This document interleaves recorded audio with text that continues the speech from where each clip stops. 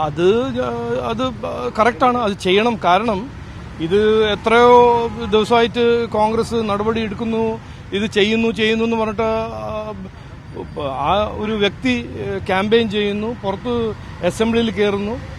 ഇത് അന്ന് ഞങ്ങൾ ഒരു മാസമായിട്ട് പറഞ്ഞ കാര്യമാണ്. ഇത് സുവമോട്ടോ ആയിട്ട് ഗവൺമെന്റ് ഒരു കോഗ്നിസൻസ് എടുത്തിട്ട് അതിനെ അറസ്റ്റ് ചെയ്യണം, ഇൻവെസ്റ്റിഗേറ്റ് ചെയ്യണം എന്ന് ഞങ്ങൾ ആദ്യം മുതൽ പറയുന്ന കാര്യമാണ്. പക്ഷേ ഈ കോൺഗ്രസും CPM തമ്മിൽ ഒരു അണ്ടർസ്റ്റാൻഡിംഗ് ഉണ്ടല്ലോ.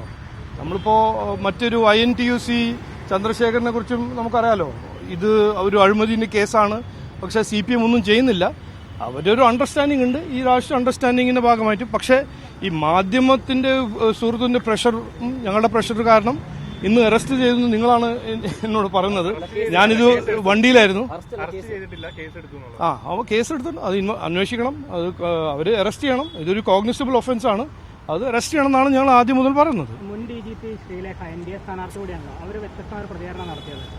പരാതി എന്തുകൊണ്ട് ഇത്ര വൈകി എന്നൊക്കെയാണ് പറഞ്ഞത്. ഇരയെ അപമാനിക്കുന്ന തരത്തിലുള്ള പ്രതികരണം അവരുടെ അല്ല, അത് ക്ലാരിഫൈ ചെയ്തില്ല. അത് കഴിഞ്ഞിട്ട് പറഞ്ഞല്ലോ, വിക്ടിമിന്റെ ഒപ്പമാണ്, ഞാനൊരു അമ്മയാണ്, സ്ത്രീയാണ്, പോലീസ് ഒരു സീനിയർ പോലീസ് ഓഫീസറായിരുന്നു, അതുകൊണ്ട് ഒരു ചോദ്യം ചോദിച്ചു. പക്ഷേ ക്ലാരിഫൈ ചെയ്തല്ലോ, വിക്ടിമിന്റെ എതിരെയൊന്നുമല്ല. അത് അങ്ങനെ ഇന്റർപ്രറ്റ് ചെയ്യേണ്ട ആവശ്യമില്ല.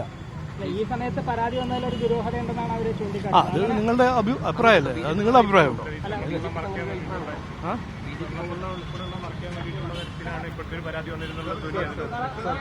അല്ല, നോക്കൂ, ഇതില് ഞാൻ ഡീറ്റെയിൽ പോയിട്ടില്ല. പക്ഷേ CPM-ഉം കോൺഗ്രസ് തമ്മിൽ ഒരു അണ്ടർസ്റ്റാൻഡിംഗ് ഉണ്ട് രാഹുൽ മാൻകൂട്ടത്തിന്റെ കേസിനെ കുറിച്ച്.